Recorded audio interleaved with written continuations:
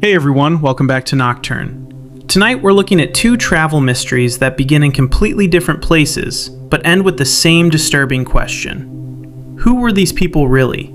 And what happened to them before anyone could uncover the truth? The first takes us to a hotel room in Kansas City, where a young man checked in under a false name, carried almost nothing, and spent his final days surrounded by strange visitors, locked doors, and a mysterious person called Dawn. The second takes us to a remote valley in Norway, where an unidentified woman was found dead after traveling through Europe under multiple aliases, leaving behind wigs, coded notes, and luggage stripped of anything that might reveal where she came from.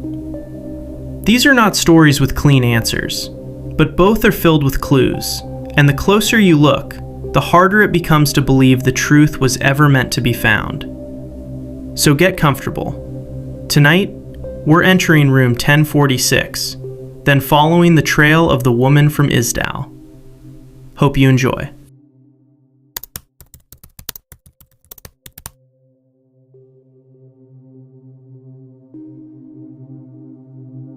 On January 2nd, 1935, a young man walked into the Hotel President in Kansas City and asked for a room high above the street.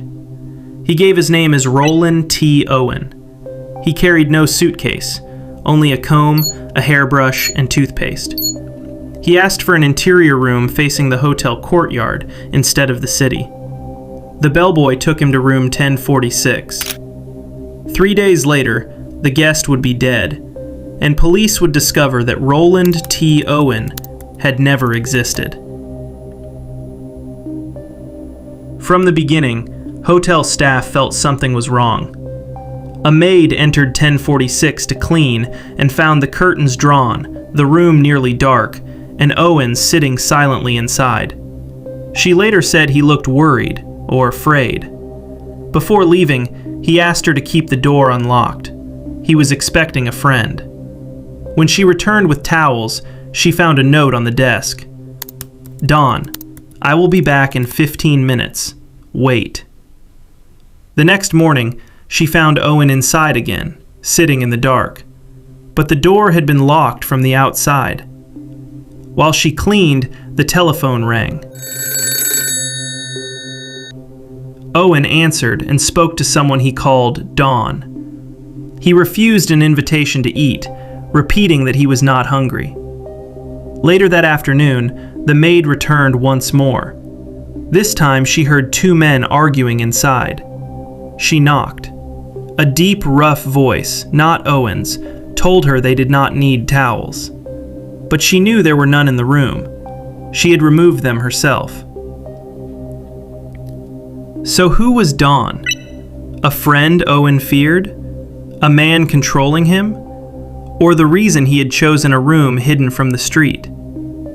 By that night, other guests were hearing loud voices and cursing on the 10th floor.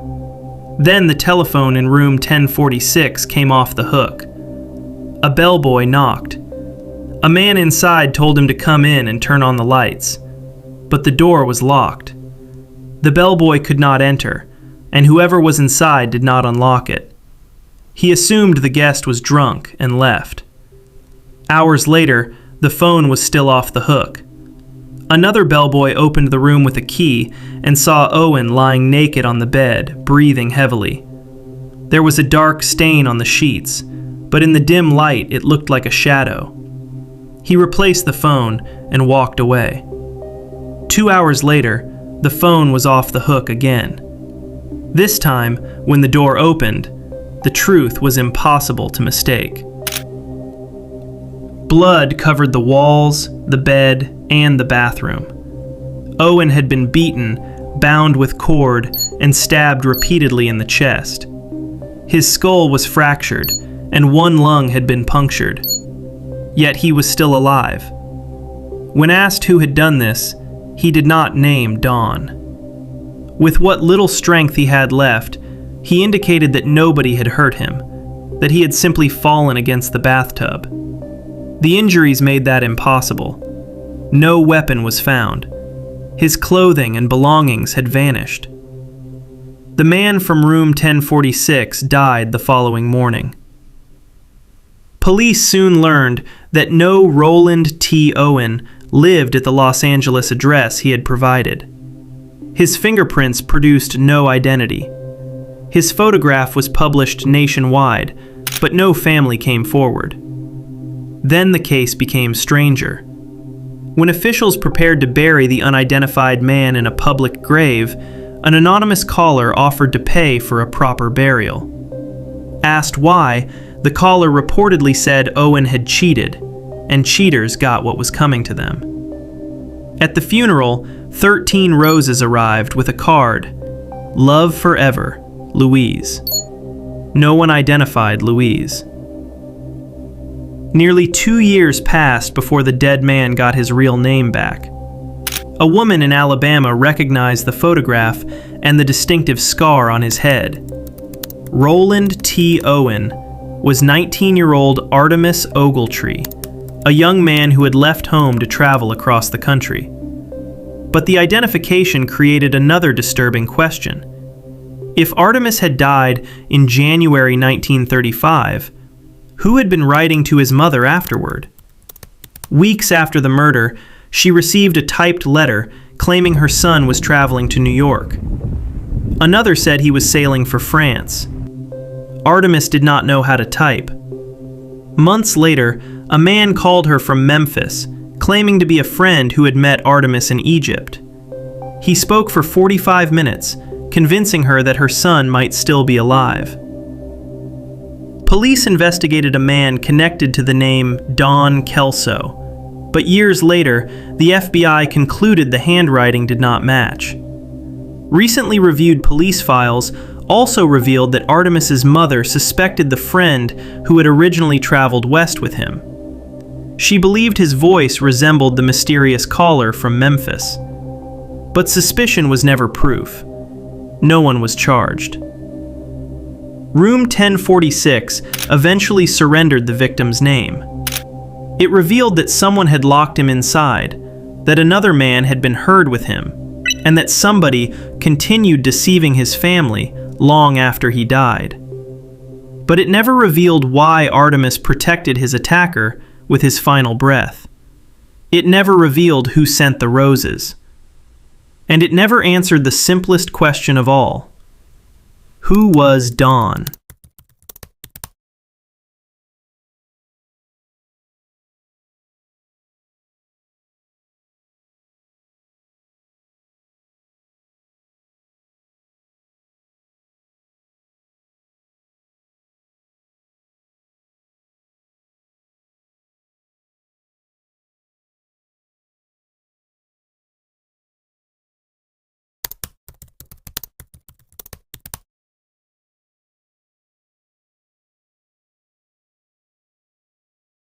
On November 29, 1970, a father and his 2 daughters were walking through a remote valley outside Bergen, Norway, when they noticed a smell of burning. Among the rocks, they found the body of a woman.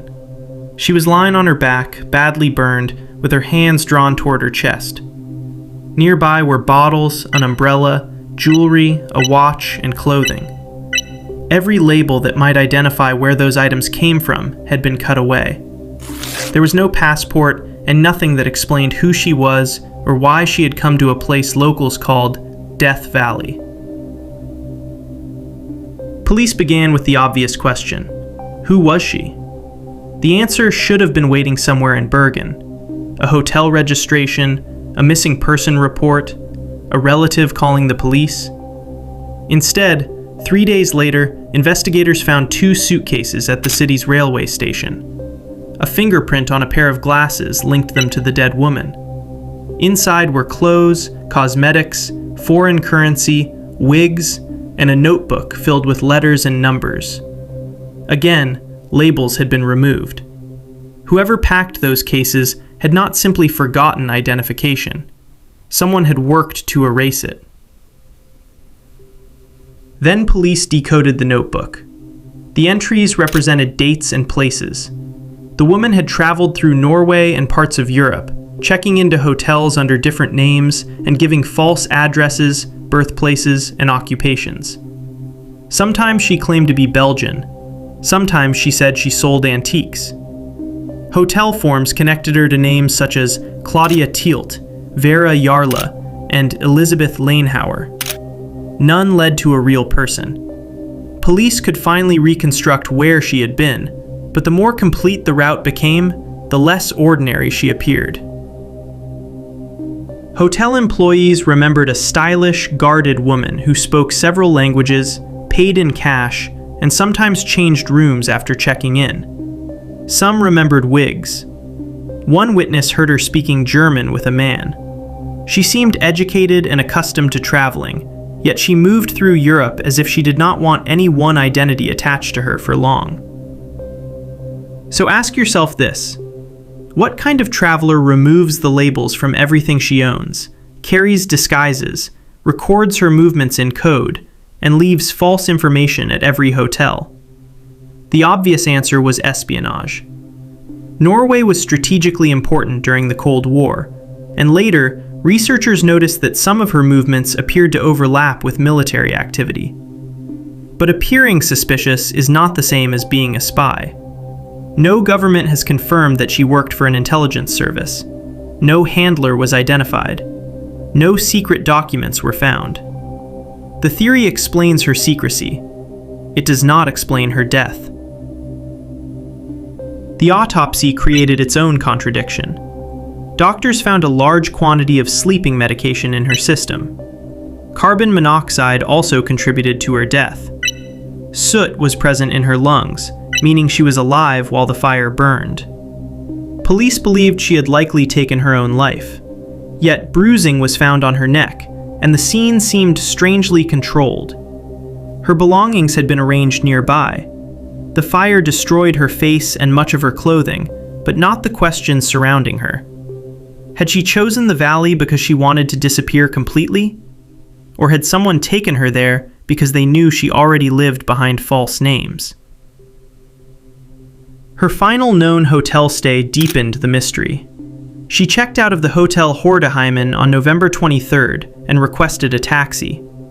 After that, nearly a week of her life is missing. No confirmed account explains how she reached the valley. A woman who had left a coded record of her movements suddenly left no record at all. Police circulated sketches through Interpol, but no family claimed her. In February 1971, she was buried in Bergen under a description instead of a name: the Isdal Woman. Investigators used a zinc coffin in case her body needed to be examined again. Decades later, modern testing of her teeth offered the closest thing the case has received to an answer. Researchers concluded that she was likely born around 1930, in or near southern Germany, and may have moved toward France while young. Her dental work also suggested treatment outside Scandinavia. Science narrowed the world she came from, but not her name. That is what makes the Isdal Woman so haunting. The mystery is not empty. It is crowded with clues. Suitcases, wigs, aliases, a coded travel record, a week with no explanation, and a death officially treated as suicide, even though almost everything about the woman's life seemed designed to prevent anyone from knowing where she had been or who she truly was.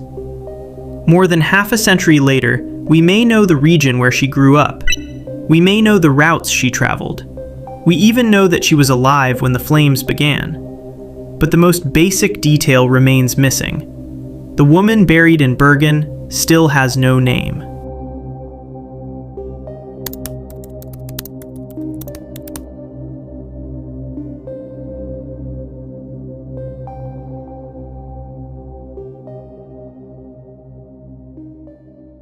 If you enjoyed this video, consider subscribing to Noctirn for more true cases, disappearances, and unsolved mysteries.